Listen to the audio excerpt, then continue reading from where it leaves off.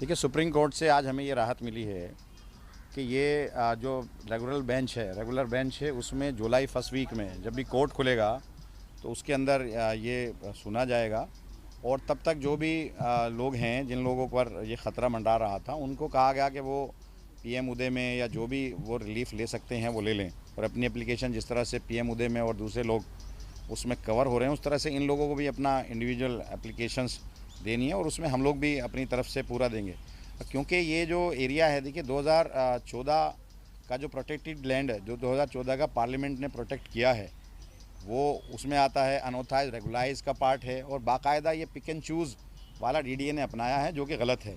क्योंकि मैं वहाँ विधायक हूँ और मैं जानता हूँ कि ये मेरा पूरा इलाका 40 साल से ज़्यादा इसको बने हुए, और 2014 में तो पार्लियामेंट से प्रोटेक्ट किया कि जो भी कॉलोनीज़ बन गई हैं और अनऑथराइज रेगुलाइज हैं और उसके अंदर जो भी कंस्ट्रक्शन है उस तक को प्रोटेक्ट किया।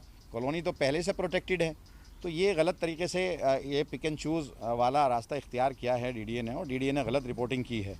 तो उसी चीज़ों को देखते हुए हम यहाँ सारे फैक्ट लेकर के आए थे। इसमें 3 चीज़ें हैं। एक तो पीएम उदय वाला है, पीएम उदय वाले में हम कवर्ड होते हैं। दूसरा अनऑथराइज रेगुलाइज का पार्ट है।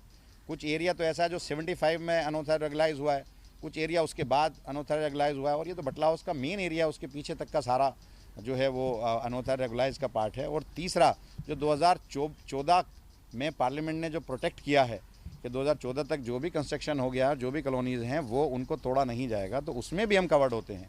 तो गलत कर रहा है डीडीए, और उसके लिए हम लोग आए हैं और हमें पूरी इसको जुलाई में सुना जाएगा, जो रेगुलर बेंच सुनेगी, और उसमें हमें पूरी राहत मिलेगी।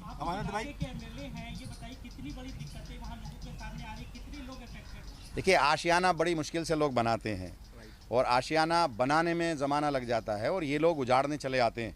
मैं इनसे पूछना चाहता हूँ, ये कैसे तय करेंगे कि मैं अनऑथराइज रेगुलाइज का पार्ट नहीं हूँ, या 2014 में जो प्रोटेक्ट किया पार्लियामेंट ने उसका पार्ट नहीं हूँ, या जो पीएम उदय है उसका पार्ट नहीं हूँ। ऐसा तो हो नहीं सकता कि एक मकान पीएम उदय में आता है, एक मकान सेव होता है, 4 मकान नहीं होते, फिर 4 मकान सेव होते हैं, एक नहीं होता। ऐसे तो हो नहीं सकता। अगर इनकी कोई लैंड है तो वहाँ पर अनऑथराइज रेगुलाइज अगर कॉलोनी बन गई है, मैं मानता हूँ वो डीडीए की लैंड है, अगर डीडीए की लैंड में भी अनऑथराइज कॉलोनी बन गई है तो वो भी प्रोटेक्ट है।